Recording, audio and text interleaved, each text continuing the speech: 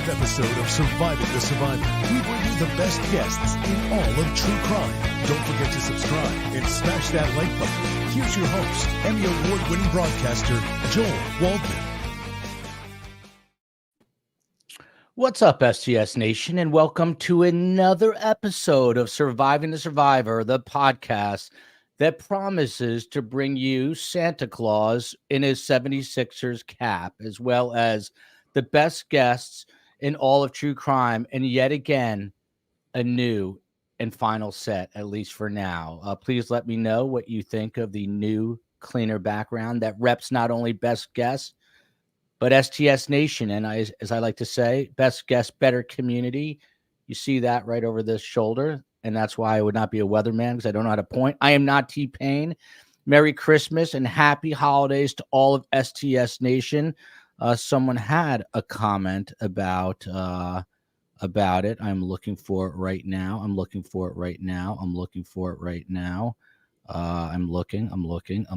and can't seem to find it. Fil Waters, first question. How are you feeling a few weeks after your knee replacement surgery? Oh, about 2 weeks, 2.5 weeks in, and I'm back in the bunker here in Texas. So been able to, climb the steps down into the bunker. And so I guess it'd be go down. You don't climb steps downward, right? So traverse the steps into the bunker, and things are going well. Actually, kind of ahead of schedule, I think, in terms of physical therapy and recovery and all that good stuff. So, yeah, it's good. Thanks for asking. You look fantastic, Phil. Rock Schaefer Scissors. I love that. Revised studio premiere. Woohoo. Haven't had time to set up the Scott looks so cute from Deep Thinker Deb. I hope. I'm still going to have that wide shot of my mother screaming at me. Just haven't had time to set it up. But this is much cleaner, much crisper. I asked the COE, what do you think? Because she didn't see it yet. And she said, Scott and Phil are waiting. That was her answer. So much love. So much love from her. Hey, Phil, Scott, and Joel. How are you, Jilly Bean? Glad everyone is here. Sorry to hear this, Elena Garcia. I've been homesick all week. That led me to become, that I'm happy to hear. Becoming an STS fan and becoming a member. Can't wait for the live Christmas show. Will likely still be sick. Don't think that way. Think like Fil Waters. Don't think like Joel Waldman. Think you're going to be healthy and strong with a brand new knee. And that is a reminder. This Monday is Christmas. Merry Christmas to all who celebrate. I was speaking with Carm. I think I've told you this story before. I have been addicted to a radio show called Coast to Coast AM with the legendary host Art Bell. And they always do live shows on the holidays. He says not everyone is with somebody. And I thought it would be very nice if Carm and I did a Christmas live show, because we don't celebrate the holiday.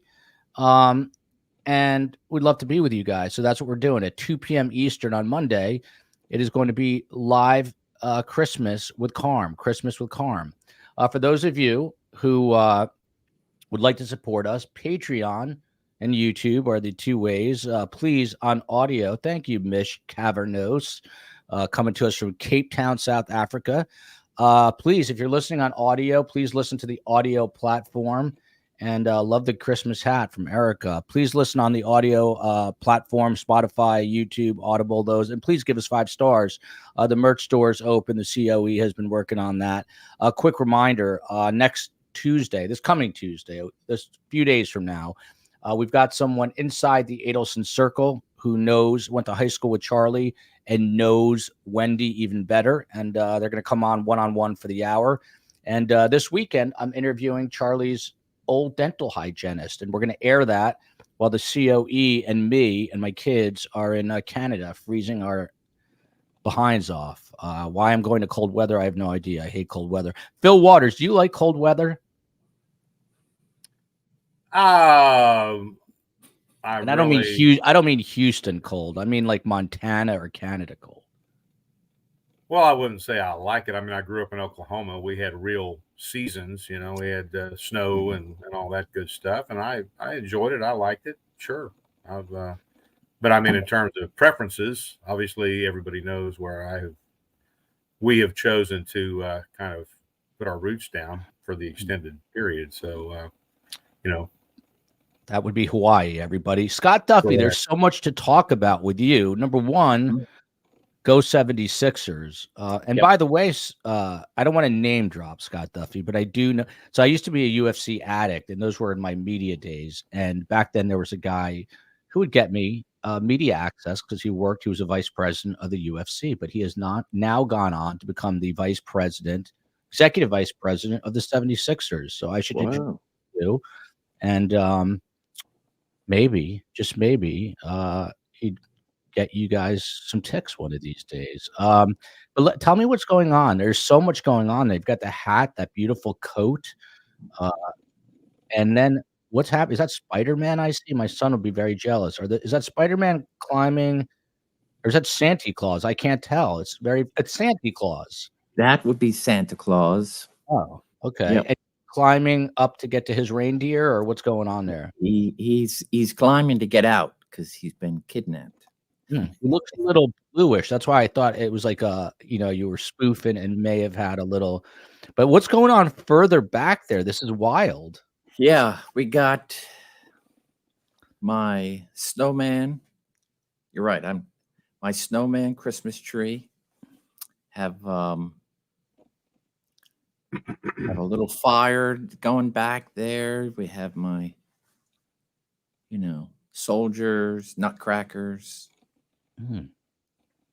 Whatever could fit back there. And then what's the rest? Is this the main? Where's the main kind of Christmas room? Like, where is it? The living room? Like, where's the tree? Yeah, I would say it's our living room upstairs. Upstairs. Where we have our big. Do you have Christmas tree. Do you have 7 floors, Scott? No, I we live in a nice little 1,500 square foot, 100-year-old home. It's done us well. Yep. Well, there you go. Fil Waters. It's like Santa's disco in the North Pole. What it looked like for me. Yeah. That's better than what he once said about my set, that it looked like hell or an inferno. But Fil Waters, do you put up your own Christmas decorations, and where do you do this? Are you the man who organizes the home? I feel like you are, but you probably couldn't do it with your knee. What happened this year? In terms of Christmas decorations and that kind of thing. Yes. Well, I would tell you this year we are very, very low profile in that regard. Not able to get out on the ladder and put the stuff up on the house and all of that, and our, we go to our youngest daughter's home for Christmas. And so the Christmas decorations around here have kind of diminished over the years because it's just us. And so we've kind of cut back on that. Guys, please let me know what you think of the new sort of cleaner set here.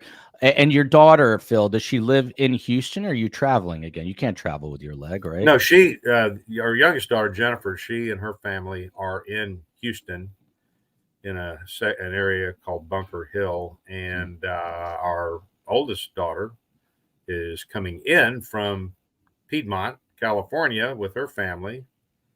And then my son who's now in San Diego with his family. He is going to remain in California over Christmas, and his in-laws, I believe, are going out there. So we're kind of spread apart a little bit for Christmas, but we were all together for Thanksgiving, which was amazing. It was amazing.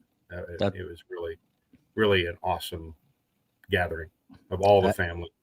That is a beautiful, beautiful thing to hear.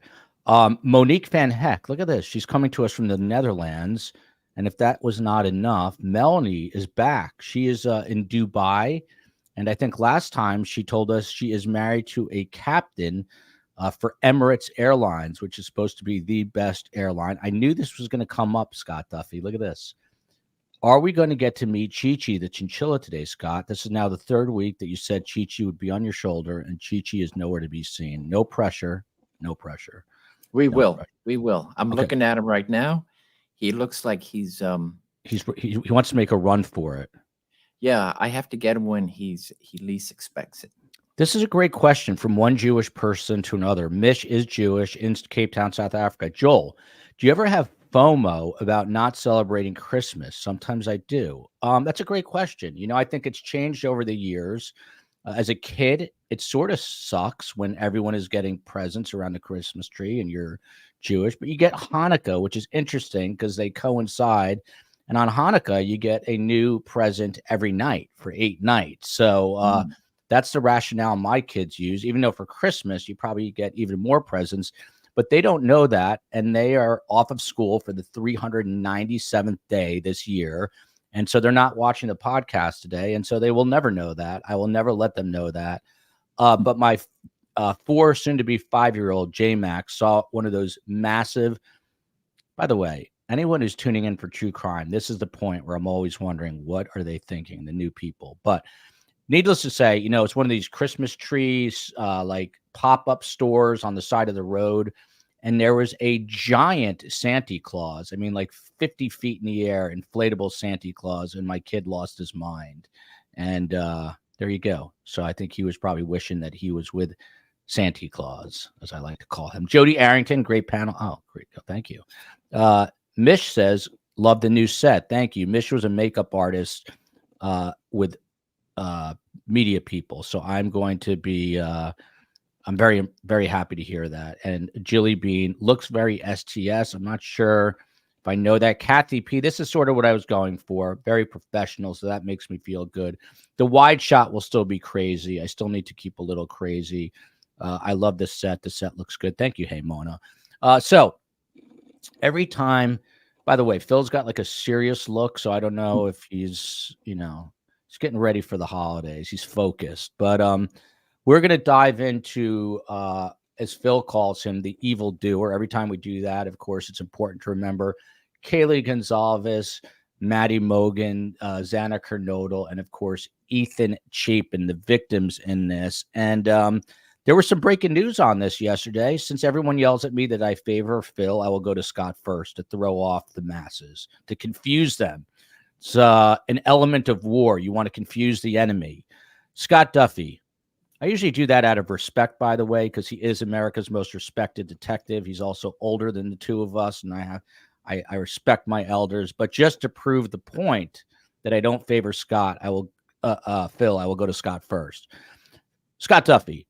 The state now has come out seemingly out of nowhere, and they have asked for a summer trial, 2024, and they're citing several reasons. This is in the Moscow murders case.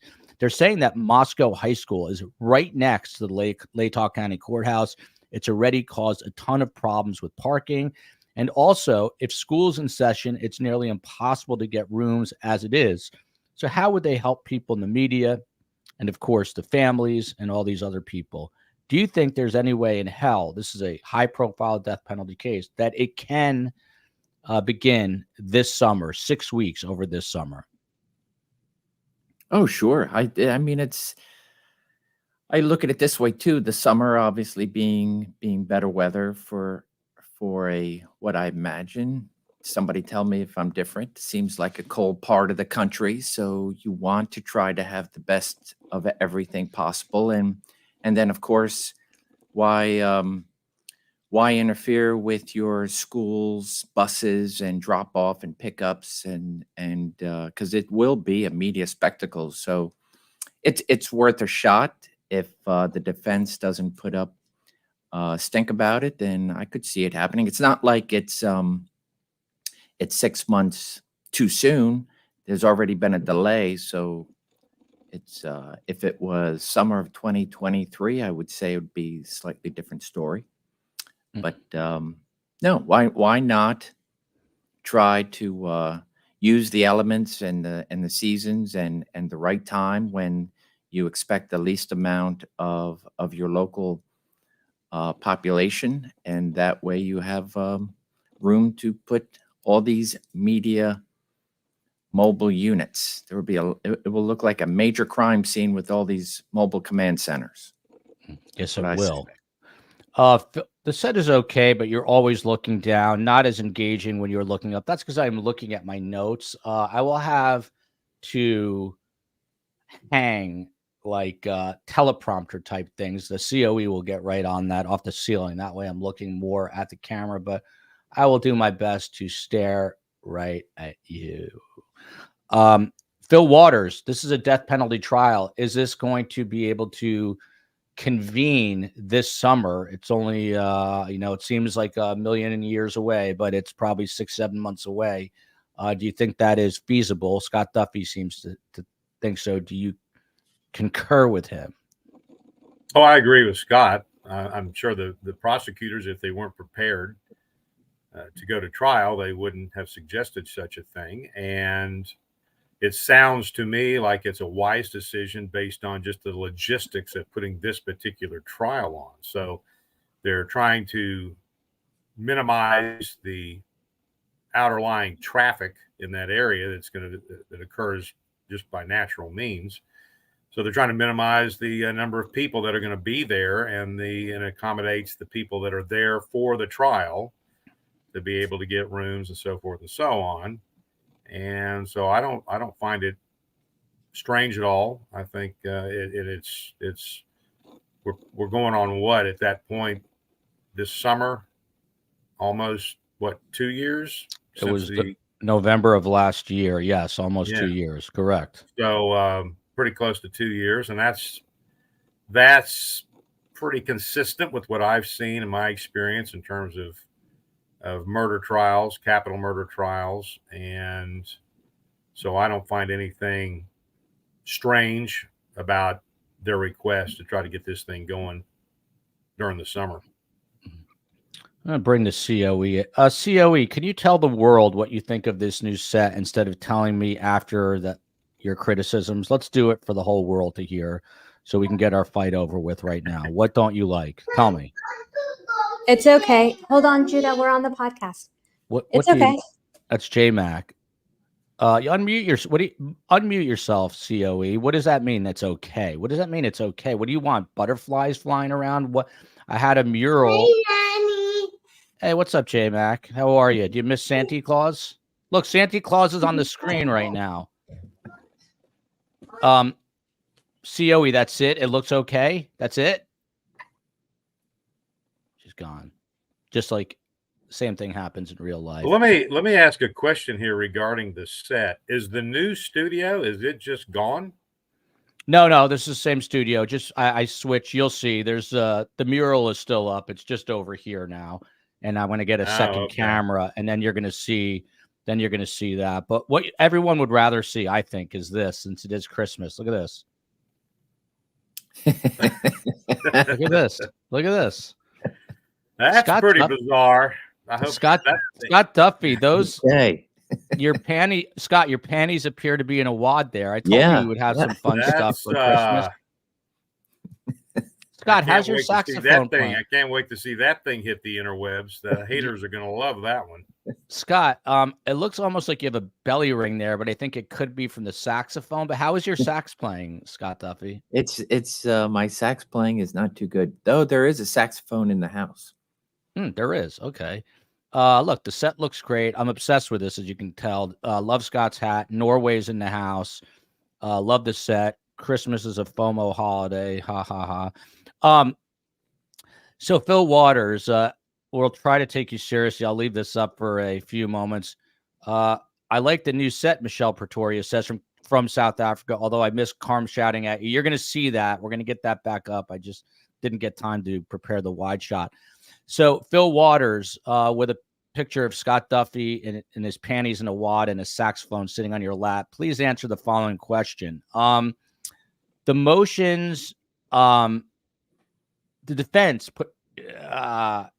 had these two motions asking the judge to toss Bryan Kohberger's indictments, and the judge told him to get lost. He said basically that it was a creative attempt by the judge to do this, but it didn't, quote unquote, pass muster. And here's a direct quote from Judge Judge. Kohberger was indicted by an impartial grand jury who had sufficient admissible evidence to find probable cause to believe Kohberger committed the crimes alleged by the state. Further, the state did not engage in prosecutorial misconduct and presenting their case to the jury. Is it any surprise to you that Judge Judd said, get lost to the defense about that? No.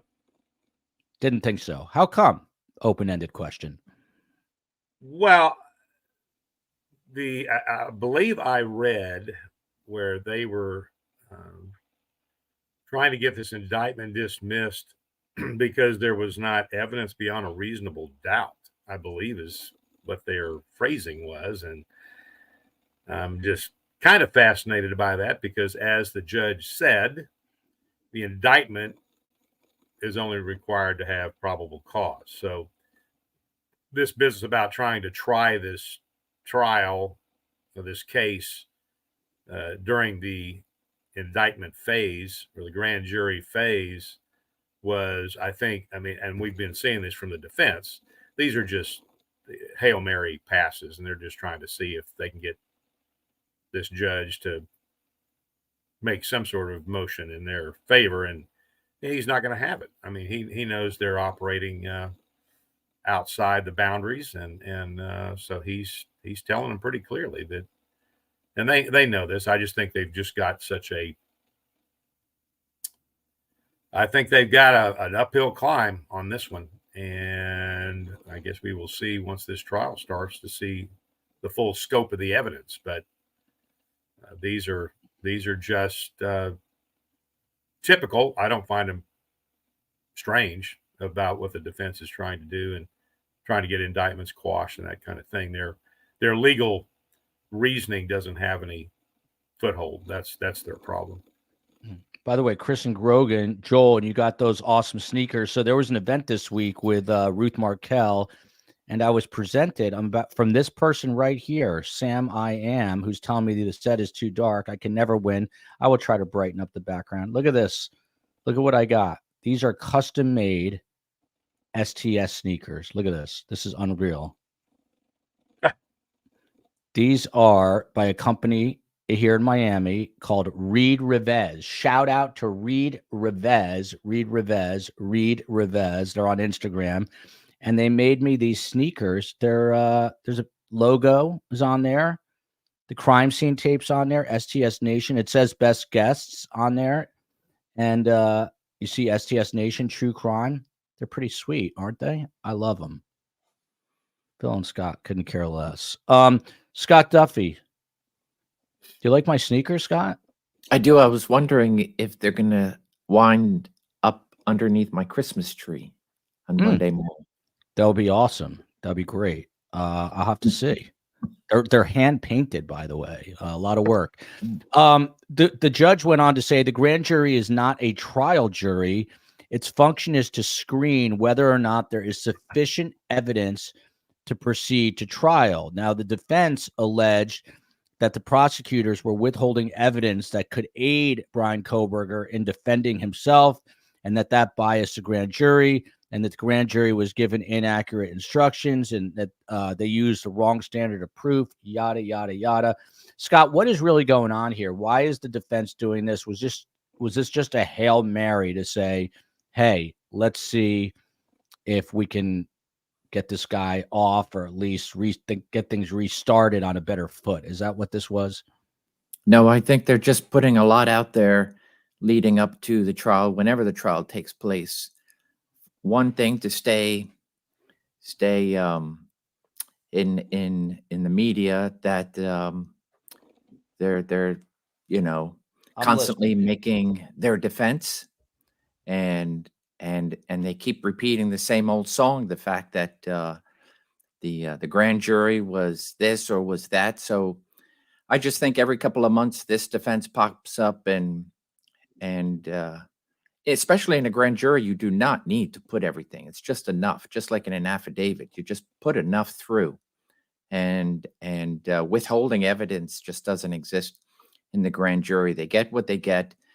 It's enough where the prosecutor believes it's enough for for the grand jury to make a qualified decision and vote for the bill, and then the trial is where everything comes out. So nope, I just think this is just yet another failed attempt at the for the defense trying to say this should have never happened. Look at this. I'm trying to fix the lighting during the actual show. It's not. See how you get that glare on there? It's impossible to fix. So that's why I'm getting rid of this light. Working it all out in real time. But there we go. We'll have to get a little more light. I agree with Sam I am on the back, but it's always a work in progress.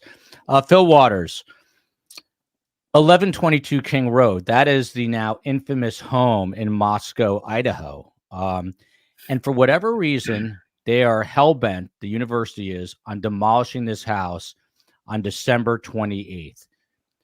What do you think of that idea? And then I'll tell you what Xana's mom had to say.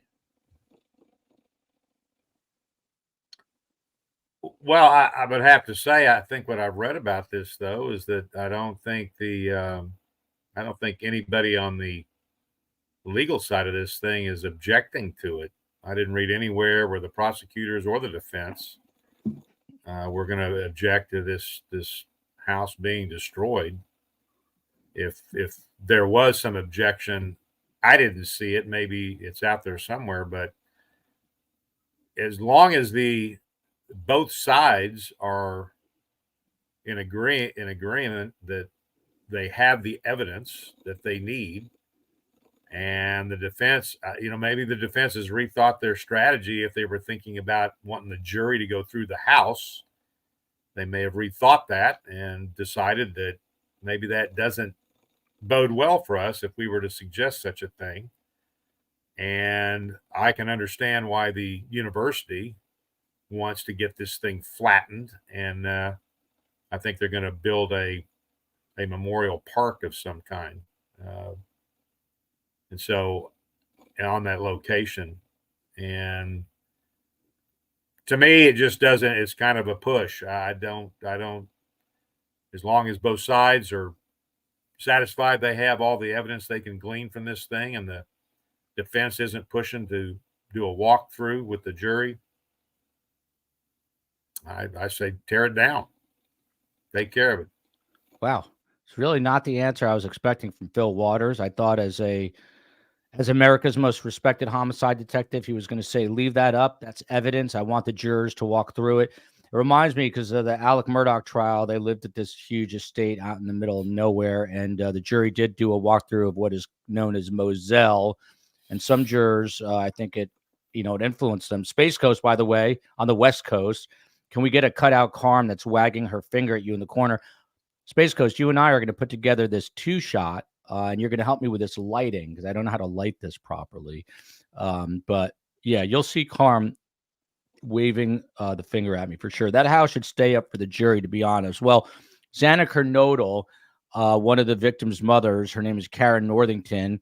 She has come out and said, and I quote here, "My daughter was murdered in that house, and there's no way they should be destroying any evidence." That is what she wrote, and there's a change.org petition out there right now, change.org petition to leave that house up.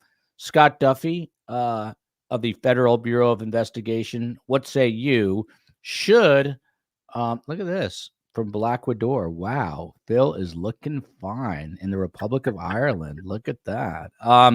Scott Duffy, should it stay or should it go? That's the thumbnail. Should this house stay or should it go? I agree with Phil here. It comes down to two parties, the defense and the prosecution. If both are on the same page, they've gone in over and over and over again. Let's take more pictures, videos, whatever it is that they're doing to prepare for court. That's what it comes down to. And so if it's an issue because the university is pushing to have it demolished so they can begin a memorial, then so be it. It really comes down to if I would agree that it should stay if both parties weren't 100%. And if they're on, somebody may have something up their sleeve to say, oh, now we can say now that it's down during a trial, I wish we could have, should have, but it comes down to those parties. It's the prosecution is going to put on their prosecution. And they're going to do it in every which way possible. And the defense will do everything that they need to do. And ultimately, it comes down to not every jury gets to walk the scene. It comes down to the judge and both parties. So yeah, we can all speculate, and yeah, I can absolutely see the positives of keeping it up. But I also see the negatives in keeping it up. And if both parties right now, it's prosecution and the defense. If they're in agreement, then Look at this, Scott Duffy from Marcy J. Scott is so cute, followed by, hope your wife is not watching, Scott, K. Demago. Scott, do you ever get angry or raise your voice? You seem so chill. I think this question came up not long ago. What is your response, Scott Duffy? No one has ever asked Fil Waters that. Yeah, I definitely can raise my voice. Yeah, it's come driving with me sometime. You'll see. Yeah. Fil Waters, this is an interesting question from Sam I Am. If Bryan is found ultimately innocent, can he sue the state for what he's going through right now? Well, we live in a litigious society. I mean, he can do whatever he wants to do. He won't. There will be nothing gained by it. And he won't be found innocent. He'll be found not guilty. If that's the possibility here, right? None of us are innocent. So if he is found not guilty, then he needs to, if that happens, he needs to relish that and move on. Now, I'm sure there will be some lawyer that will jump up and say we need to sue everybody and try to make a buck off of it. But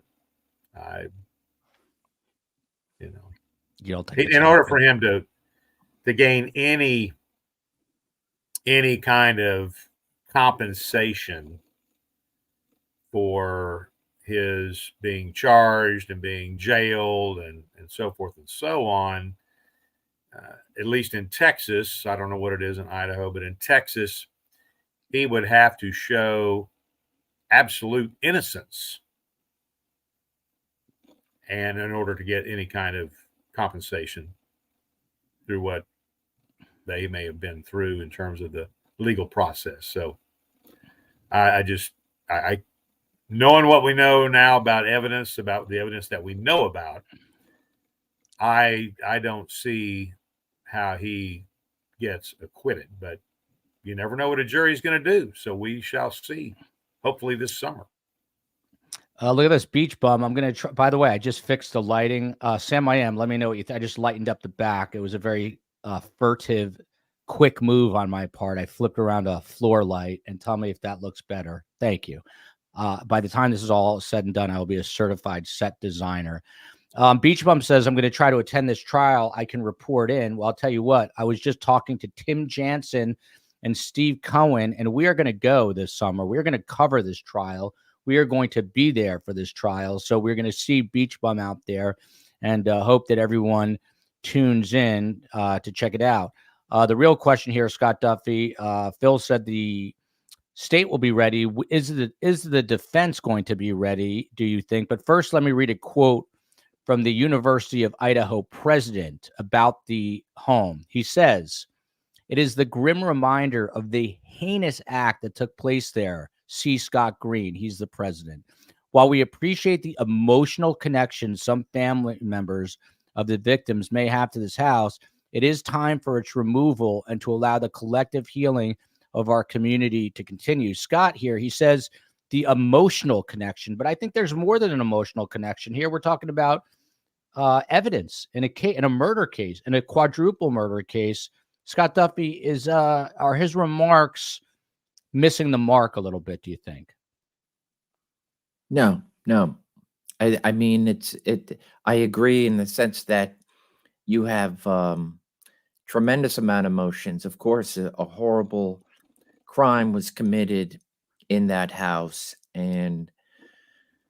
but they purchased it for a reason. I imagine they are in consultation with who they need to be in consultation with, that that very much to honor what has taken place, while at the same time, not allowing it to be a spectacle, or for just people to come by. And so yeah, there will be no decision that will go unpunished here, right? You can keep it up and you'll have a tremendous amount of support and naysayers, and you could take it down and put a beautiful garden or whatever it is that they will do to honor the victims and still have but I go back to, it comes down to the defense and the prosecution, and if they feel they are both ready to move forward without the house, then it really is up to the owner, here being the university, to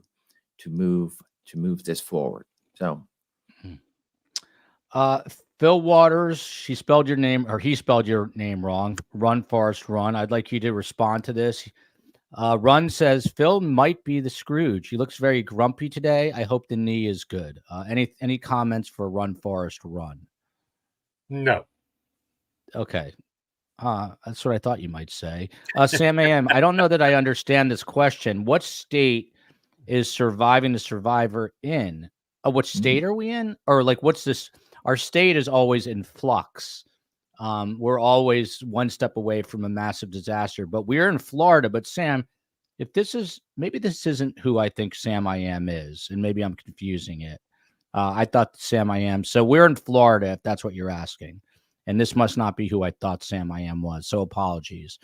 There's some weird energy in the air today. No denying that, but I like it. We're getting close to the holidays. I think everyone is wiped out. I told the COE we're going to Canada to take the kids to cold weather next week. And I said I would actually like to just chill out for a few days. By the way, I heard it's so cold there you can't even ski, which is what the kids wanted to do. So we're probably going to sit in a hotel room. How many of that? There are 5 of us, minus Ethel, and we'll probably just sit in a hotel room that's 1/15 the size of Scott Duffy's home and stare at each other, and I'll probably lose my mind, and I'll have to put headsets on. Scott Duffy, the defense actually went and visited the home. The state did too, just very recently, but the defense went there so lawyers can gather pictures and measurements. What are they really doing there, Scott Duffy? What is the defense team doing in that house? Oh, they're doing the same thing that the prosecution obviously had first dibs, right? They from the time they arrive on scene until the absolute last time that they felt the need to be in there. And I don't know how many times they went back and forth, but no, the defense wants to make sure that the state did everything they could. They also go in there looking for whatever things that they can find to support whatever defense they're going to put on. And so, just for an example, let's say there's a photo of a room, a wall, an angle that the prosecution is going to admit. And then the defense can go in and say, aha, you missed something. And so thereby try to make it look like it was shoddy police work. It really comes down to, they're going in there to look for something they can hang their hat on to say, we got you, looking for that whatever. You didn't take a picture of a coroner or whatever it is. But they're going in as much as the prosecution to see that every aspect of whatever is needed to be seen and presented to the jury is done. So I just think they're doing their client a service to just keep doing whatever they need to do and make sure they have everything they have. Enough with the evildoer. Robin Ray, off topic, but hope you all have a wonderful holiday filled with lots of laughter and love. And for all who make this podcast happen, you're the very best. This is who makes it happen. The COE, the mod, Space Coast, Steve Cohen, the brains behind the operation. Of course, Scott and Fil. There they are again. There they are again. Oh, look, I'm in there. I didn't even know that. It looks like Scott might be in his 3rd trimester there. He is looking slightly. Well, the only issue I have with this is that is not my physique. I want to make that very clear.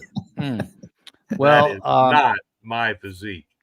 Scott appears to have boobies, if I can say that, in this photo, and I definitely don't think that's Scott's physique. But this is the meme queen. I'm not T-Pain. You cannot mess with the meme queen. She put it together. It's her creation. And which one do you like more, Scott? Oh, Scott, you like this one more or this one more, Scott? What's your favorite? that's shocking. That one is shocking. That is shocking because if you look down, what's is it? It looks like the pants are down to the ankles. I don't know what's going on down there. It looks like your panties are in a. Oh my gosh! I think it's poetic. Panties are in a wad. That is Phil's saying. But if you can go back to our family photo. Oh yeah, yes, please. Is it me or are there more hands in there? Like it looks like there's two babies. I mean, these look like Hunter Biden laptop photos. Hold on, let me swallow that coffee. Scott, what I actually love the most about this is your hair. It's beautiful. Yeah, no, it's gorgeous. I can see that. Yep. How much time do you spend brushing your hair in the morning like this, Scott? Do you blow dry that, or is that just like you towel dry it and it just falls into place like that? One of my many wigs. I try to have it match the tree. It looks like it's. This is a. The tree looks like it's dead, right? I mean that. Waited till the trees were all sold, and this is what they had left were the dead ones. What if someone's tuning in right now? They've never seen this show. Are they reporting us to the FBI right now? Are we being reported? Look at this. I love the hairdos. Ruthless says, "Can you hear me laughing from the UK?" Someone else said, "Laugh out loud." They both have moobs, which would be man boobs. I don't get political here, but Raul Thomas like the Hunter Biden photos. Can have a little fun before Christmas and New Year's. It's crazy. I feel like everyone is just. Someone texted me. I won't mention her name. Monica Jordan, private investigator out of Tallahassee, and she said, "Can we stop running around already and just start drinking our wine?" And I'm with her. It's time to have a couple. Fil Waters, are you going to treat yourself to a glass of Gentleman Jack this Christmas holiday? Is there any chance of that? Well, probably not. My wife and I just celebrated our 41st wedding Mazel tov. I meant to mention that. Phil sent us a photo with his bride, 41 years. Let's give it up for Fil Waters. 41 years. Phil, the divorce. By the way, I'll tell you, but go ahead, Phil, and I'm going to tell you a hilarious email. Oh, well, no, I was just going to say, so that would have been the moment for me to imbibe. And so, that's, I very, very rarely do anymore, but of course I've got enough Gentleman Jack in this house that have been gifts to me over the years. I could probably stay drunk for probably a month. But I'm not going to do that. So. I want to read you guys. This is totally out of left field. I'm not going to say his name. He sends me a lot of emails. This is a little insight into my world of receiving emails. This was after a show we did, and we were talking about Dan Markel being the fantastic father that he was. This email goes on for about 7 pages. So I'm going to limit it. But there was something that one of you said related to something that reminded me of this. But he says, "Joel, great show today with Preston Scott and Steve Webster and the Canadian author who is surprisingly bright with pithy comments.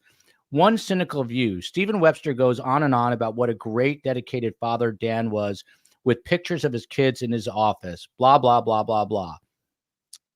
Oh, 41 years. That's what made me think of this. Fil Waters has been married 41 years. This is why I'm reading this. So here's the next couple of paragraphs.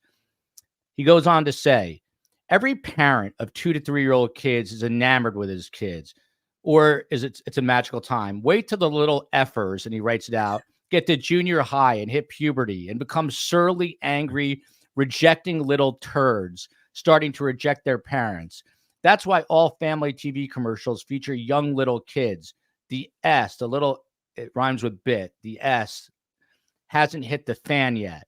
The divorce rate is still 50%, and it would be a hell of a lot higher if so many people weren't economically trapped with nowhere to go. Most parents or many regret having children in the first place. The pain and hassle is not worth it. I'm in that category. Never wanted children. Neither did my wife, nor my ex-wife. Ha, ha, ha, ha. Dogs are enough. Love my 2 dogs. Hello to Ethel. It goes on for about another 6 pages. Fil Waters, there's some characters in this world, but basically the moral of this story, according to him, is don't get married and definitely don't have children. I read part of that to my kids as a bedtime story. They didn't really get it. But Phil, are you blissfully married 41 years later? And if so, what is your advice? What's your advice for happiness in marriage? Well, we have a Christ-centered marriage, Hmm. and it takes work, and it's about loving one another and respecting one another. And we've had our issues over the 41 years. I mean, no doubt. And so we have, through God's grace, we've weathered the storms. And now we find ourselves in a place where we've got 3 beautiful children. We've got 9 beautiful grandchildren. And despite all those things that people go through growing up, it doesn't diminish any of that love for them. So, this cynic that's talking about, didn't want kids, don't have kids, blah, blah, blah, blah, blah. I mean, that's, I'm not one to use the word pity, but that guy, he's pitiful. And, what an unhappy person he must be. And so I've always talked about being blessed, and the cup for us, you're asked, is it overflowing? Is it half empty or half full? And for us, it's always been overflowing. And even through the good, the bad, and the ugly, as long as we're consistent with trying to follow God's plan and quit trying to convince him, at least in my case, trying to quit convincing him that let's take a look at mine. And I've done that over the years, and I've seen how foolhardy that is. So my wife, I think I've said it on here before, but they don't call my wife Saint Sandra for nothing. So she looks like a saint in the photo you sent me. She really does. She looks like sometimes you can just tell, someone she's is a sweetheart. She is. And, but it's again, like Scott Duffy. You look at Scott Duffy. He just looks like a sweetheart, doesn't he? Well, I'm not sure that's the word I would use to describe today's look in these photos or where he is right now. I'm not sure what we're going for here, but I'm very conflicted now about Scott. And when I'm up there in April in his symposium, I'm going to have a closed door meeting with Scott. Scott, not that I'm inviting myself, but you know what I would love to do? Come up there for that and maybe do a live podcast at the university. That'd be cool, wouldn't it? Consider this an open invitation. I think Thank would be a great idea. Hate to invite myself, but I just did. Marie Hernandez says, happy anniversary, Phil. Takes a lot. By the way, Phil, someone a couple people messaged and said, you guys talk about way too much stupid stuff on Friday. I wish you would just get to the true crime. Do you have a message for them, Phil, if any? Where did this come from? Couple of hate mails along the lines of this one. That's 7 pages to me about. Well, kids. I think we get those every week, don't we? At some Yeah. stage, and I think the last time we exchanged text messages about this is lighten up, Francis. I mean, if you're immersed in that world that you don't want to hear anything else, then maybe you've got a problem. So, these are serious topics, and we don't treat them lightly. And but I can tell you that I've talked about it before. Certainly, as a homicide cop, we had to have a rather dark sense of humor just to help us get through some of the things that we've seen and some of the things that we've seen people do to other people.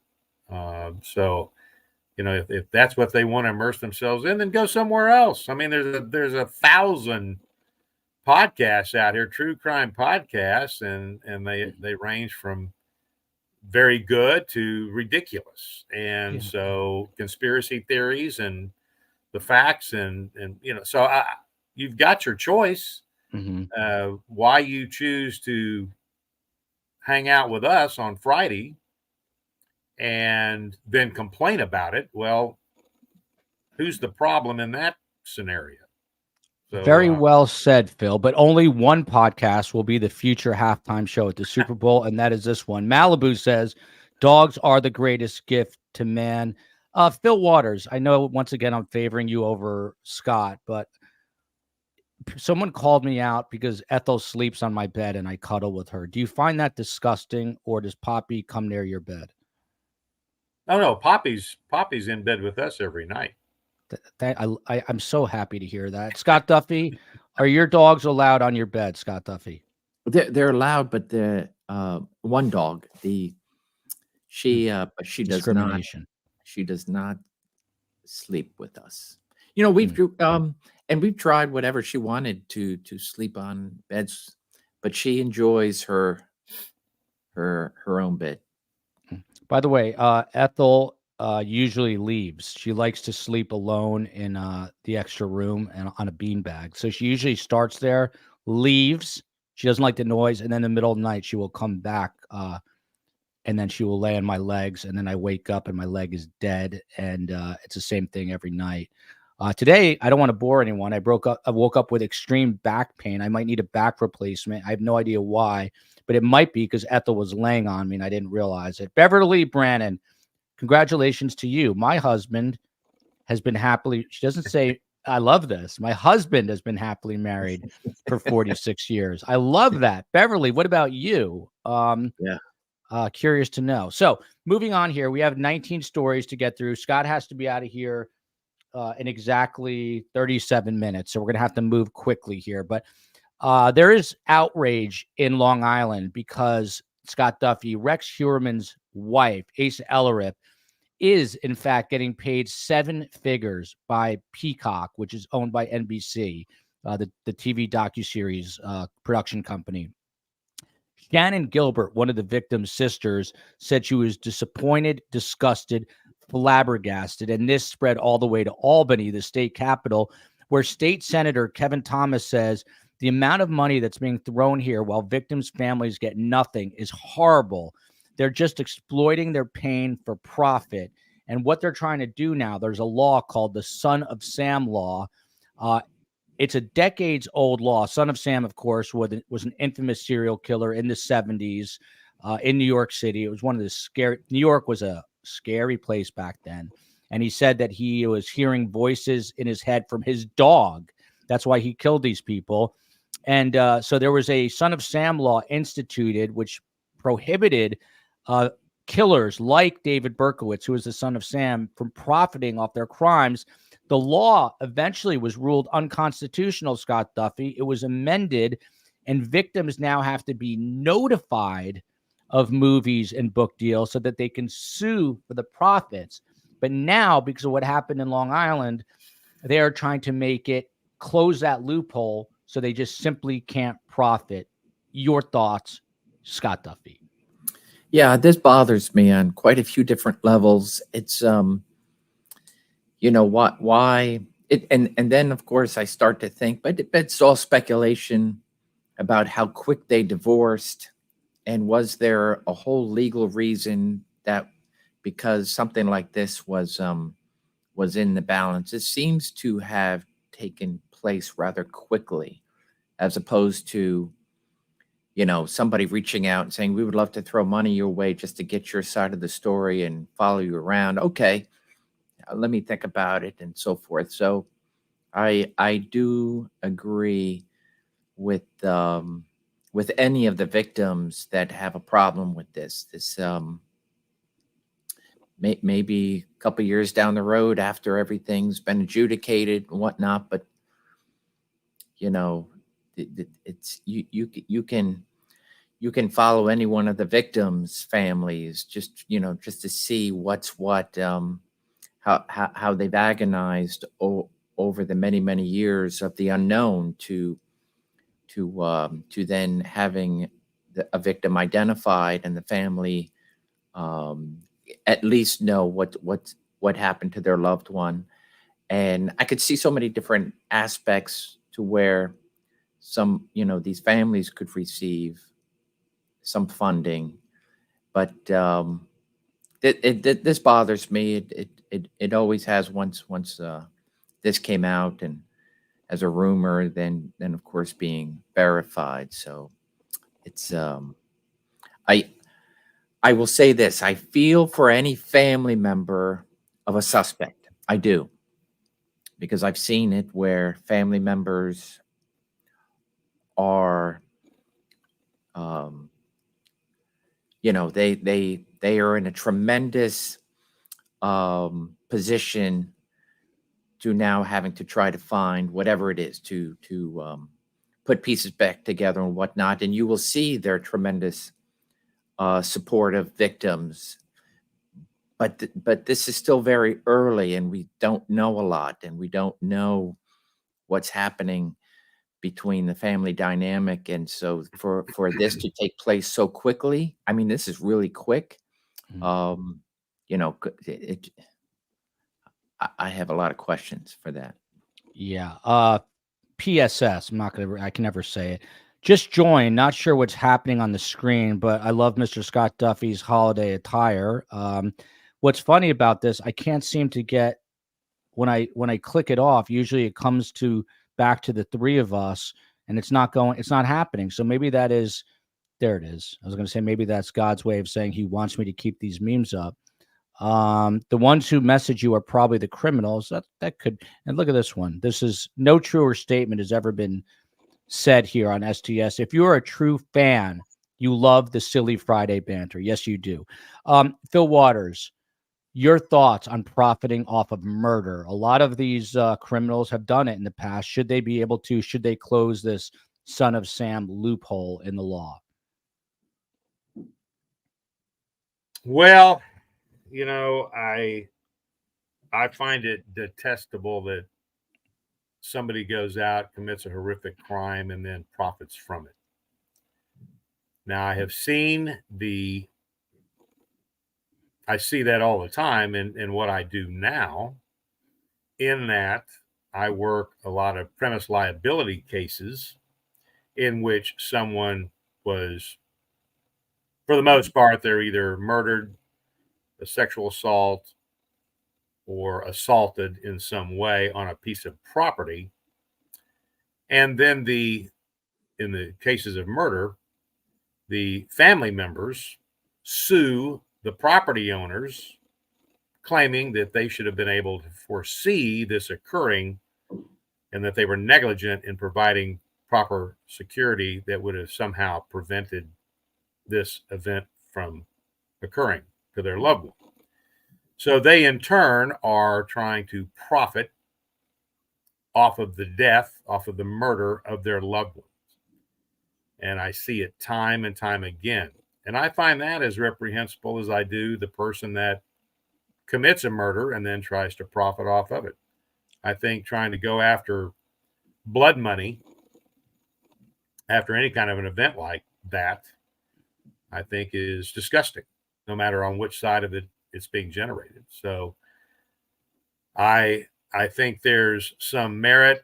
And I guess if you've got a libertarian bent to it, then the person that has been convicted, if they are seeking to profit off of what they did, then they should be allowed to do that.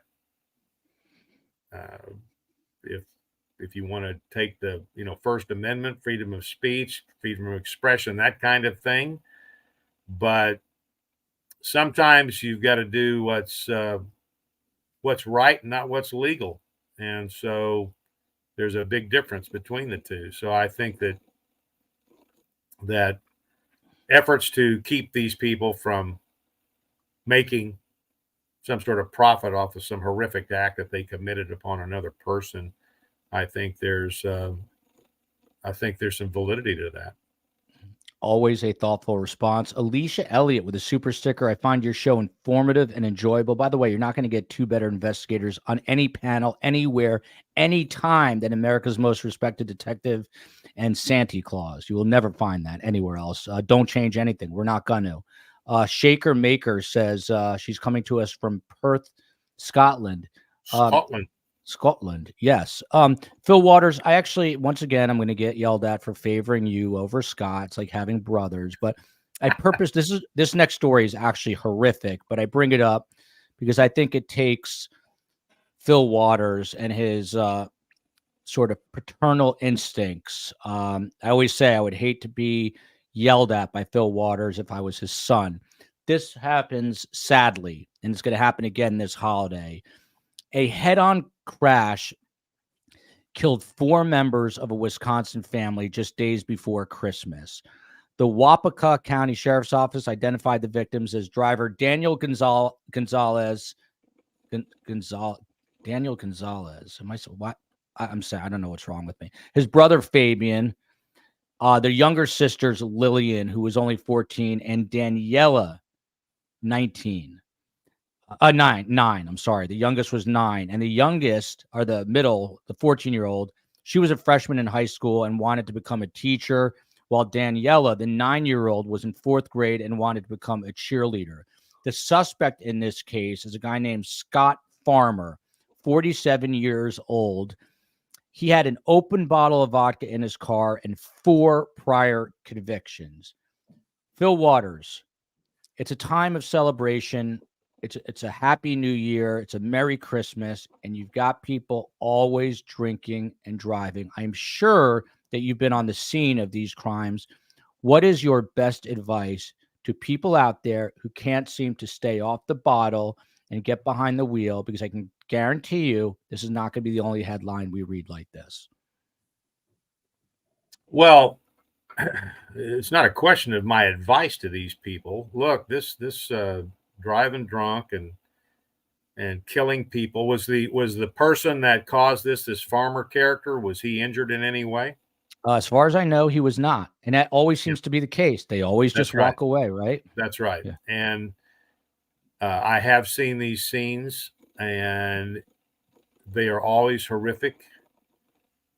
And it just goes back to people that do not make good decisions about their own personal conduct. And you can apply this to anything. So this particular person's, for lack of a better term, his weapon was a bottle of vodka and that vehicle that he got into drunk. So again, it goes back to the source of the problem, which is the person who is committing the crime. And that's why we have laws. This guy, did you just say he had 5 previous convictions? 4 previous convictions. 4 previous convictions. So in Texas, if you have 3, that's a felony. And I would be curious to see how much time he has spent. You said he's 47 years old, I think. 47, yes, sir. So I would be curious over time what the time frame is in which he has been arrested for these DWIs, and how much time he actually served. I'm sure he's been through all kinds of programs to help him get past his problem, but obviously he's not past it. He continues to reoffend over and over again. So what do you do with people like this? This guy's been given 4 chances to get his act together, and now this one has cost the lives of a beautiful family. So I mean, it goes back to where does the problem start? Well, it starts with the heart and the head. And we have people out here that are just not going to make good decisions about their conduct. And he's one of them. And this is typical that he involves himself in this. I'm not even going to call it an accident. This isn't an accident. This is a purposeful event. And he walks away from it after destroying a family and all the ripple effect that that's going to have on that family. So, we've got all sorts of laws, and the problem is that laws are reactive. Very few laws are, when they're implemented, they're supposed to be implemented to be preventative. That people will see there's a law against doing this, therefore don't go do that, because you're going to be held accountable in some way. And there are people out there, we call them criminals. They do not follow the law. So you can implement as many laws as you want for every little thing on the planet. Even if we look at the laws regarding homicides, murders, there's different levels of homicides in the law. And so each one of those has to be addressed in terms of what were the circumstances under which this particular homicide occurred. So we're going to charge capital murder. We're going to charge a murder. We're going to charge a manslaughter, criminal negligent homicide. I mean, and I'm talking about laws in Texas. So there's a variety of different laws that have certain levels of application depending on the circumstances of the crime. And those laws are put into place, the death penalty, for crying out loud. That's put in there as some sort of a preventative. But I will tell you, I don't care if you put a cop on every corner in the United States, you ban every kind of weapon, whether it's a gun or a knife or a baseball bat, whatever can be construed as a weapon. If a person is determined to go and murder someone, to take their life for whatever reason, I'm telling you, they will do it. They will find a way to do it. So, again, I'm going to go back to my original statement. These are problems of the heart and the head, not a problem of the law. Good to see Michael Couture. One point we butted heads a little bit, but I love this guy. Happy holidays. Missed the Friday show for a bit, but I'm glad to see you guys still going strong. There you go. He's here. Chelsea Whitaker, longtime friend of the show. Is this a new studio? Jennifer Hawk, also a longtime friend of the show. Love the backdrop, Joel. Thank you so much. A work in progress. By the way, I only debut new sets with Fil and Scott. There should be at least 17 of these in 2024. We'll have to check it out. I don't know what this comment is. So we have about 8 minutes till there's 15 minutes left in the show, if that makes sense. I would love to get through the rest of these stories. In the last 15 minutes, since it is Christmas upon us and New Year's, I think we should have STS Nation put the big triple Q in there and have questions for Fil and or Scott, or tell us what you're doing for the holidays, and we'll have Fil and Scott respond to that. This is a feel-good story, sort of, Scott Duffy. The longest-serving, wrongly imprisoned U.S. inmate was freed this past week. He was in prison for 48 years. He was just exonerated. He was sent to prison in 1974. Think about that. That's before the Son of Sam. In 1974 for murder. Spent 48 years, 1 month, and 18 days in prison. And you know what he said? What's his name, by the way? His name is Glenn, and it's spelled Glynn, Glenn Simmons. And after 48 years behind bars, and he was on death row for 2.5 years, he says, it's a lesson in resilience and tenacity. Don't let nobody tell you that meaning exoneration, can happen, because it really can. Scott Duffy, what about this? There are people, everyone claims innocence in prison, but then there are people who are truly innocent. This guy spent 48 years. Can he ever... Was his life taken from him, do you think? Yeah, and hearing these stories, you really get a good sense of just how important and how weighty the position of law enforcement and prosecution are, right? it really puts a lot on you to make sure you follow the evidence, you present the evidence, and then allow a jury to make a well thought out, educated decision. When you have one of those pieces missing, whether you have maliciousness or whatever going back, and I think we have changed. I think the justice system is not perfect. It's never been perfect, but there are times when wrong things are done. And I don't know if there was, as I imagine, probably DNA exonerated this individual, and I don't know what the evidence was at the time that it was presented, but and then to have somebody who is You know able what? to It was walk out. Scott. It was actually not DNA, because I was wondering the same thing. It was vacated. By the way, Phil, this is Oklahoma County. I assume that is in Oklahoma. Maybe it's not, but it's Oklahoma County. The judge said that Simmons was never given a fair trial because not all available materials were shared with his defense team. That was the reasoning. Yeah. Well, So that's a Brady violation. So Yeah. if they weren't given exculpatory evidence, I guess the thing that's surprising, how long do you say it's taken? 40-something years? 48 years. 48 Longest years. 48. That's quite a battle. And if it turns out that he is the wrong guy, my curiosity is, do they have a viable suspect? Yeah.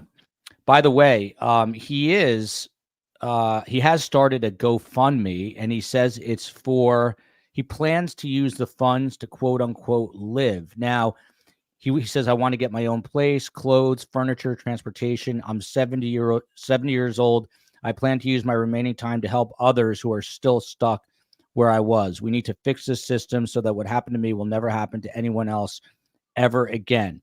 His lawyer, Joe Norwood, told the newspaper that Simmons could receive up to blank in compensation for his time behind bars. What do you think the state is going to pay him, Fil Waters, if you had to take a wild guess? Well, I know in Texas, we already I just talked about something like this, absolute innocence. And so that's what sounds like has happened here. He's been exonerated. And I think in Texas, it's $1 million.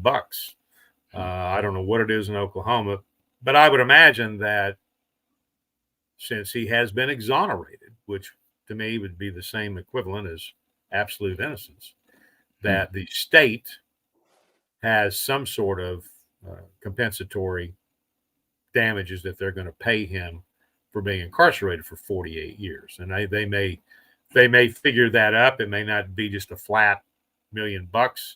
It may be figured on some sort of a graduated, basis. But I would suspect that that if what we're hearing is true and he's exonerated, absolute innocence, there is another viable suspect, and that really doesn't even make any difference. But under these circumstances, he should receive enough compensation that he would have acquired or has lost over the last 48 years that he's been in prison, wrongfully in prison. So I think he's, under what we know and what you've just shared with us, Joel, I think he's due whatever that maximum is. By the way, Legal Minded right here says in South Africa, they do random stops. They do those here. They'll have DUI patrols out there stopping people. Scott Duffy, you care to take a wild guess at how much this guy is going to get paid for being incarcerated 48 years? I would think I'll throw a number, and this is just, I would say in the realm of 5 to 8 million. I think you're both going to be stunned when I reveal the answer right now, because my jaw dropped and hit the desk. $175,000. 107. You can't even buy one of Phil's Ferraris with that money. No, can't even buy what? I mean, he's going to have. I mean, this guy needs to sue the state and win like $50 million. That's what I say. Well, I don't know that he needs to win 50 million, but yeah, if that's what the state allows, then were it me, I would get me I'd find me a good attorney, and we'd have to go after the state. They've got to compensate more than I mean, I don't know what this guy did for a living before he was convicted and so forth and so on, but that's almost an insult. Two final very quick stories to get your take on. I'll toss this one to Scott Duffy. This really rubbed me the wrong way. Some thieves stole 12 French bulldogs from a pet store in Gardena, California, valued at $100,000. They pulled up a van, and they took these puppies, Scott Duffy, and they threw them into the van as though they were stuffed animals, no regard for their life. Andres Avalos, the store's owner, said the suspects stole 12 French bulldogs, including a 10-month-old show dog. And I love this dog's name. It's Rolex, but it's spelled ROLL space capital X, Rolex, like the watch. And they also stole $2,000 from the cash register at the store. They came into the front door. They kicked this door open. They turned the light on. They grabbed the dogs and they took off. Scott Duffy, if you're investigating this, what is the first step to getting these French bulldogs back? 2 years ago, by the way, they tried to steal Lady Gaga's French bulldogs and shot the dog walker. But Scott Duffy, if you were on this case, they called the FBI out for this, 12 French bulldogs stolen. Where do you start? And is it your belief that they will find these dogs? So I would ask if these dogs were chipped. That would be a good start. That'd give you some idea of, just like if a diamond is taken, is the diamond serialized or is it not? And so thereby it may not be quick, but at least you have some eventual, somewhere along the line, a dog is going to be sold and then make its way to a good owner who's unsuspecting that it's a stolen dog. Bring the dog into the vet. They'll test the chip and then realize, aha, your dog is stolen. So, there's the idea would be to see what, in fact, are there identifying marks if there's not a chip, to be able to say, okay, this is without a doubt one of the dogs stolen. And so I would begin there. Of course, my Pearl ran away a couple of mornings ago. So then there was the good old fashioned yell her name, grab a bone, and see if she comes right back to the doorstep. Angers me that they would do this. The final story of the day goes to Fil Waters, and then we'll take questions from STS Nation. Following a sting operation at a Los Angeles area apartment complex, Christopher Santa Claus Kringle, Fil Waters, was taken into custody by FBI agents, Scott Duffy's old agency.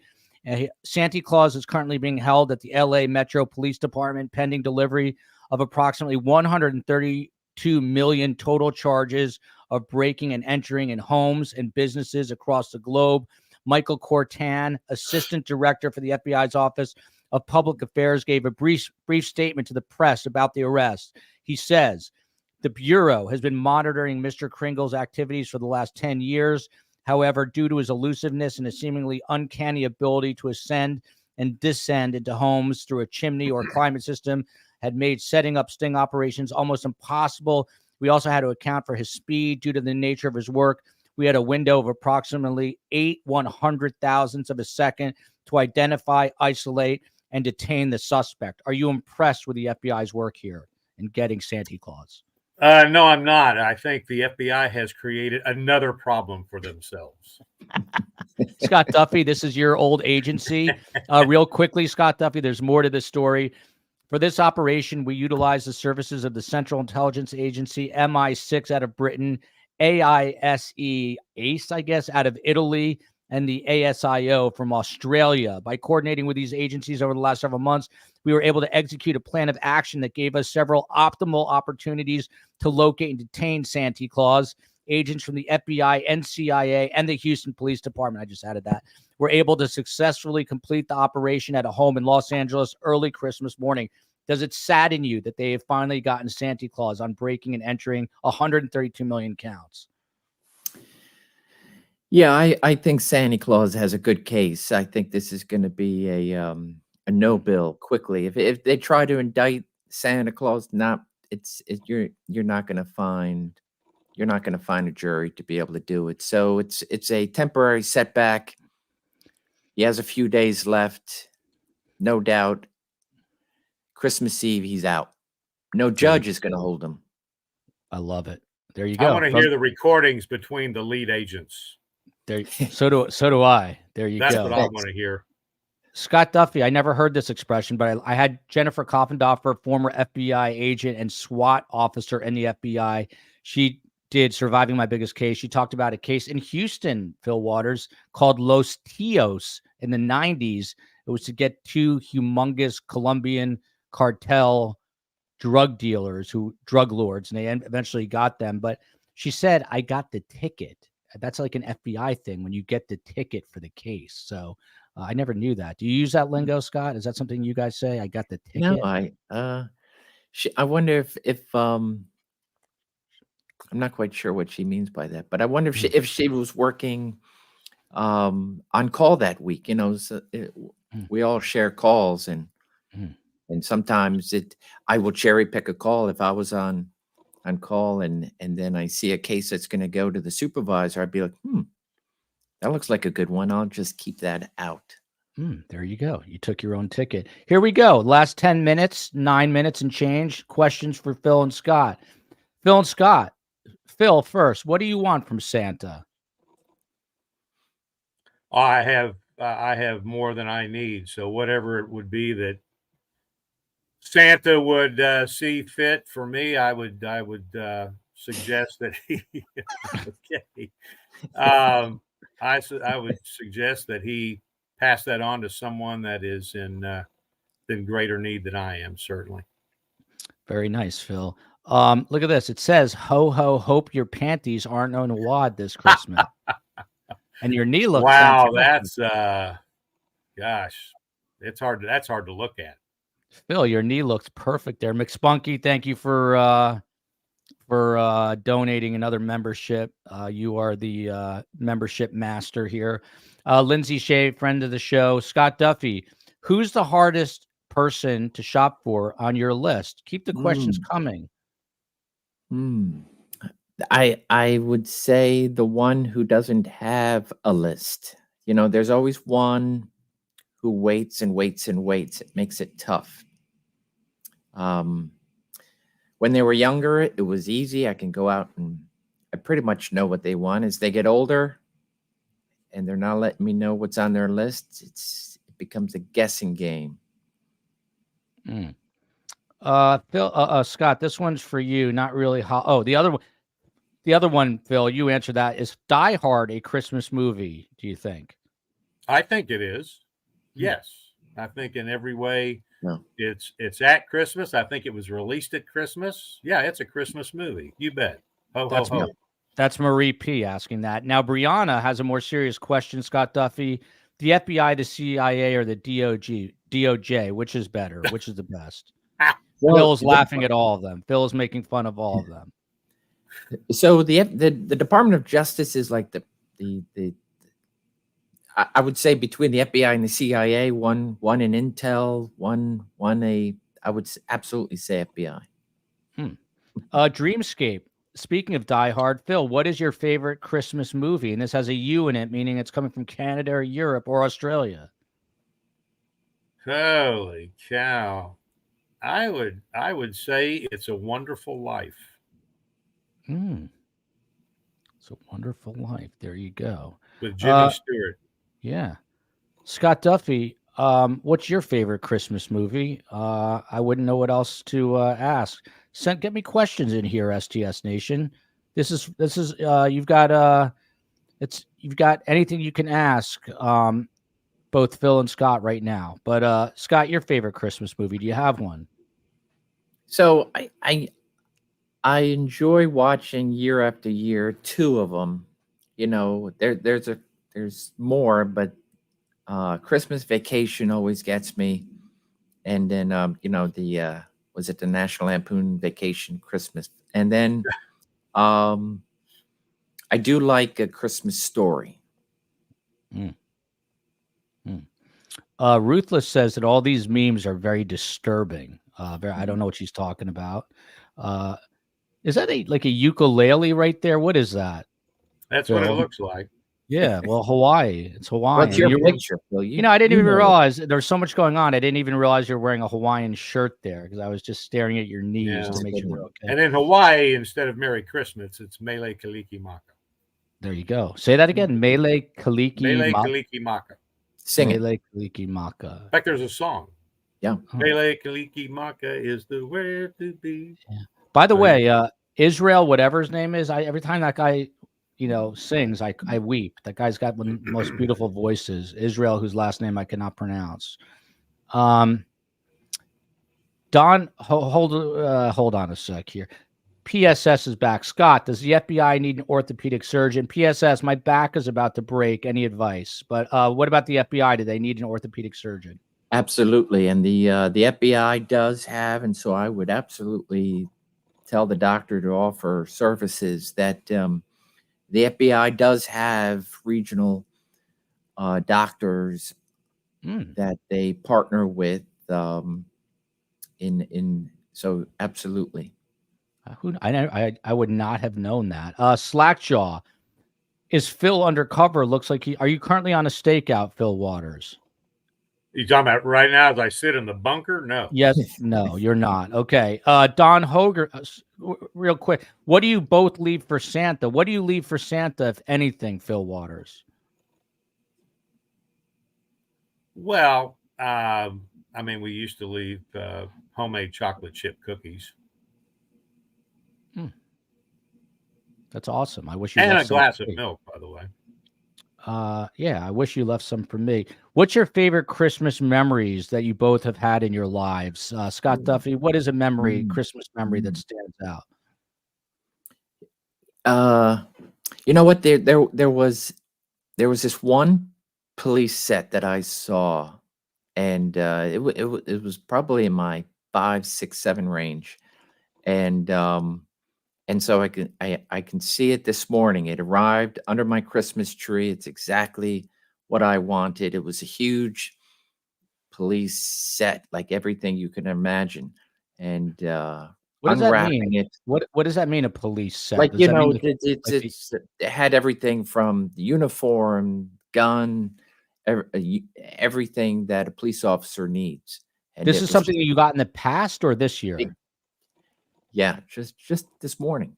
Yeah, it's probably 5, 6, 7 years old. It was in that range, and then we had this old artificial Christmas tree that we put up. So that particular Christmas morning really seems to stand out. Scott, I can't get over how It's like beautiful you look like that. here. You look so beautiful, and I keep forgetting that I'm in this. I'm your child. Kathy P, what is Scott and Phil's? What's your favorite family tradition, Fil Waters? Do you have one?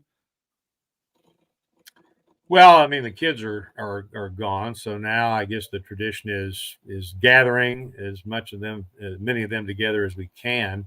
We kind of did that at Thanksgiving this year. Last year we were here everybody was here for Christmas. So I think now just the gathering and the tradition of watching our grandchildren now open their gifts and just enjoying that time of fellowship with our family on the season of Christ's birth. Look at this. Worst Christmas gift you ever received, Scott Duffy. And then this is the Hawaiian Merry Christmas. Mele Kali Kama, whatever it is. Scott Duffy, worst gift you've ever gotten. You know what? One doesn't come to mind. I don't remember anything that I don't really remember anything that is like, that's not something. But I will say this, and if you remember, is another great thing Christmas after Christmas was receiving these in our stocking, the flavored peanut butter. And it was like a couple of years where they had every imaginable flavor of a peanut butter. That's Those I are like great. peanut butter. A question for Phil: Brussels sprouts or no? Do you like Brussels sprouts, Phil? No, I don't. I don't put anything in my mouth that tastes like dirt. There you go. Look at this. Did you know how much Joel, Carm, COE, Phil, and Scott are appreciated? Your lives make my day. That's very kind of you. Very sweet. Very These nice. These two guys, look at this, the COE. Anyone want a boxer for Christmas? Joel, your beloved Ethel tore up the artificial grass. That's what dogs do. That grass cost a lot of money. You better rein her in, Bugs. Rein her in.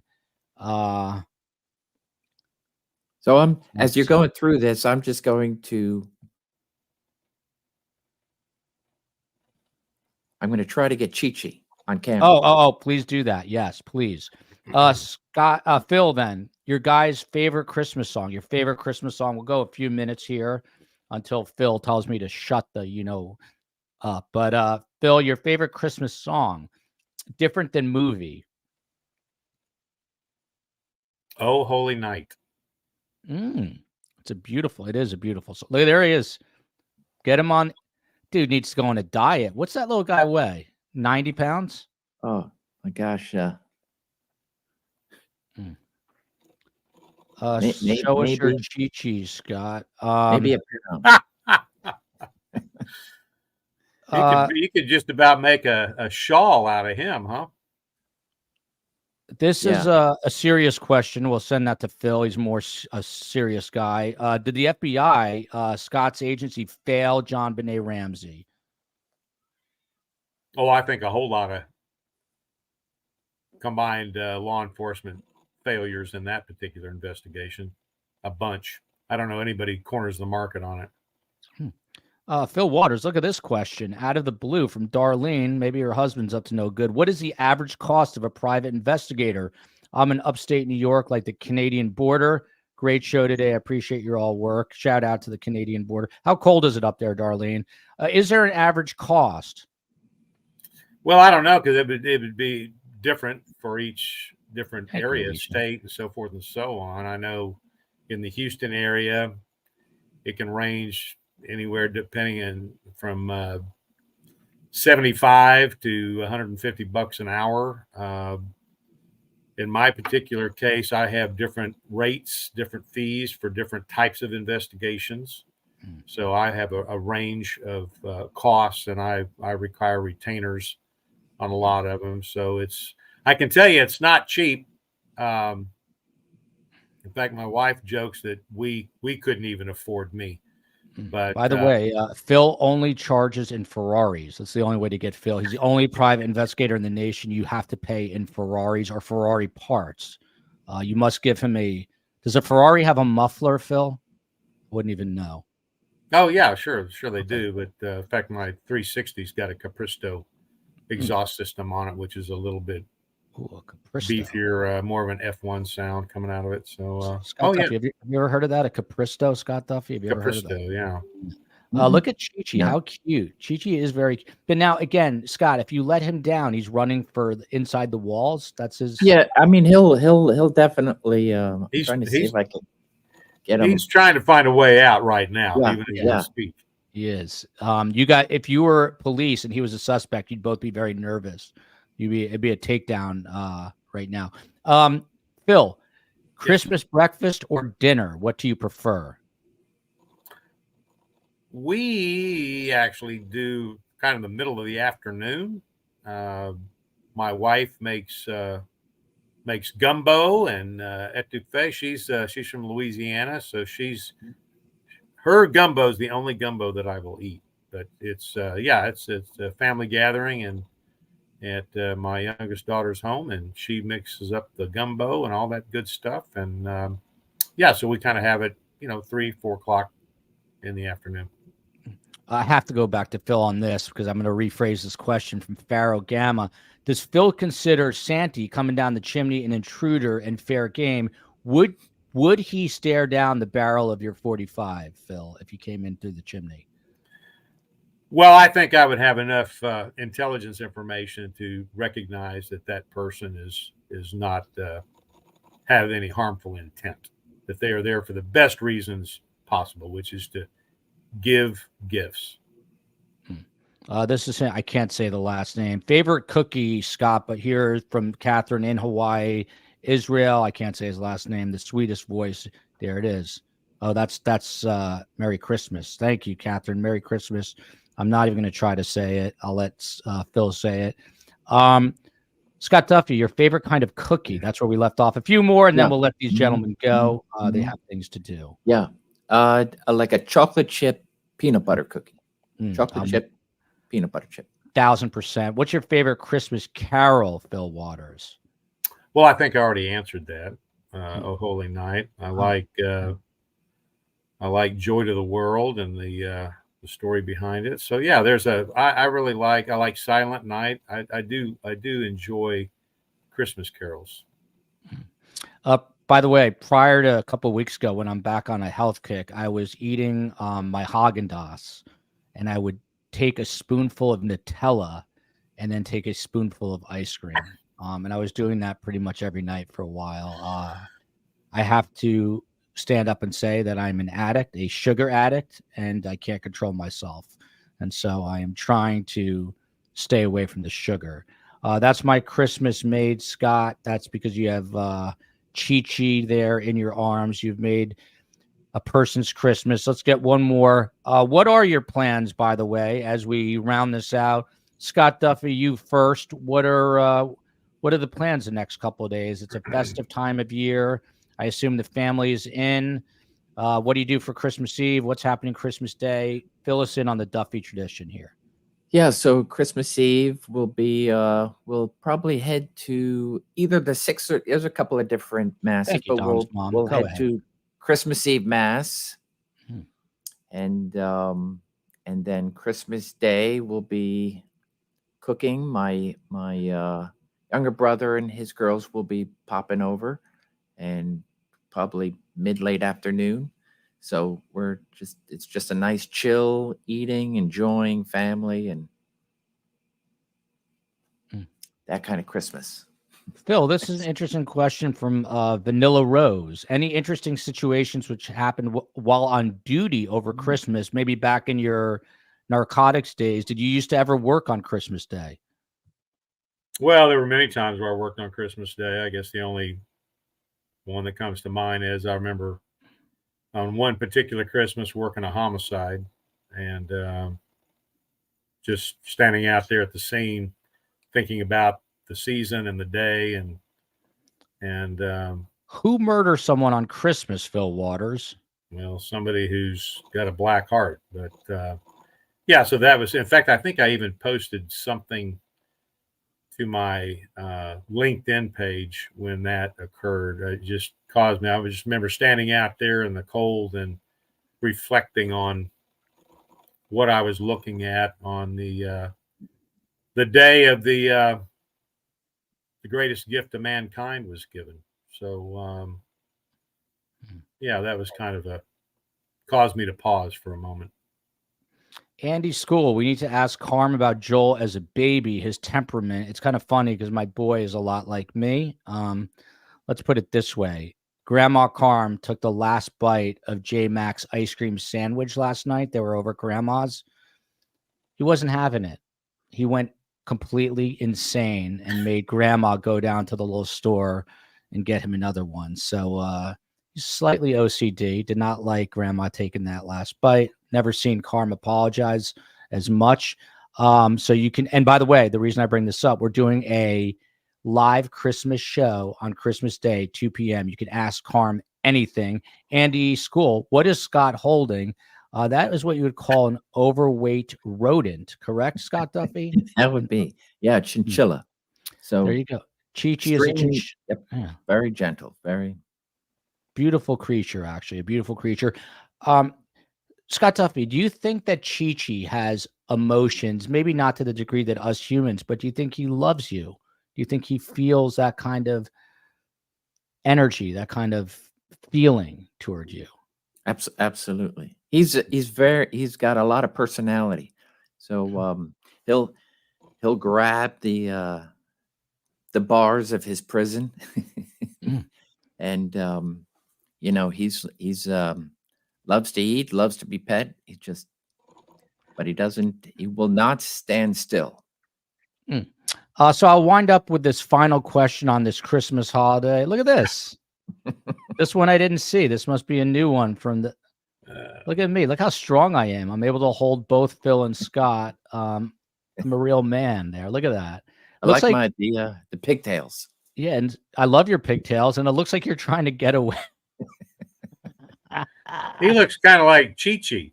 This came in from shoe designer Reed Rivez. By the way, best shoes I've ever had. I cannot wear. I'm wearing them on my book tour. Book's going to be available for pre-order in the second week of January, from what I'm hearing. And I've got to get this publisher scared. They only print 2,000 copies to begin with. I want this guy to freak out. So everyone prepare yourselves. My final question, I forgot because of this. In case we don't see Fil and Scott before the 25th, a very blessed Christmas to both of you and your families. Scott Duffy, what are you most grateful for this Christmas holiday? Let's end it that way. I am most grateful for the family and life that I have. And when there's a temptation to complain, I realize how much I have and how much this world is in need of so much love. So it is a time for me to be reminded of the many, many blessings that the good Lord has showered upon me and my family and extended family and friends. So it's just being grateful for that and saying it outwardly. Where does one buy a chinchilla? Great question, Scott Duffy. Where do you buy one? Where do you get one? You know, there are breeders out there, or whatever you want to call them, but we found ours was actually a rescue from our local PetSmart. Look at that. I'd be remiss if I didn't ask this. Then we'll get Phil's final take. Scott, out of this one, this is my personal favorite. This one, and this one, which is your favorite? The one with Fil and the ukulele. Fil Waters, what are you most grateful for besides having a ukulele on this Christmas? Well, I am most grateful for the fact that Christmas is the season in which we celebrate the birth of our Savior. And I would just, the good Lord sent him in human form to operate among us, Lord, and operate among us and know what, experience the things that we all experience. And he was fully man and fully God. And if not for his birth, there would have been no crucifixion. There would have been no cross. There would have been no salvation. So I am most grateful for that. And